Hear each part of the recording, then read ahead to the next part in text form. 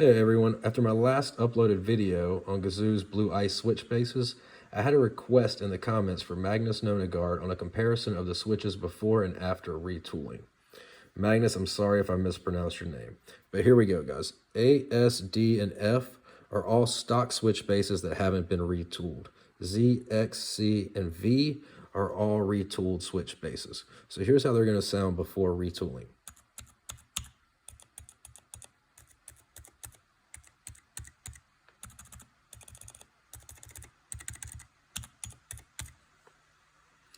They're not very smooth, they're quite scratchy, and I can tell you that last night when I tried some stock switches, I actually had switches that wouldn't pop all the way back up after the depress and would kind of hang in limbo there and slowly come back up.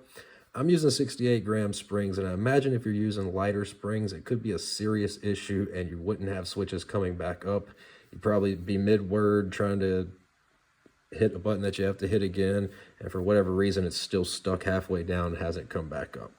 These are the retooled switches.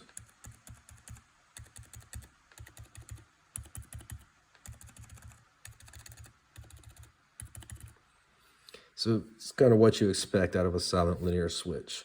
So here's some direct comparison. Stock, retooled. Stock, retooled. Stock switches, retooled switches. Now these switch bases don't always require retooling, but if you do want to use them with Gazzew's silent linear stems, you're going to want to retool them. This retooling method is quite useful for switches that have a scratchy feel to them, and they can help alleviate leaf pressure if you're using a stem that has a large bump. If you have some switches that are scratchy, it can't hurt to try and retool one base and see if that improves the switch. Hopefully this video has helped you out. If you found this video helpful, or even if you didn't, please like and be sure to subscribe so you know about all the new videos coming in the future. Thanks for watching, and I hope you have a great day.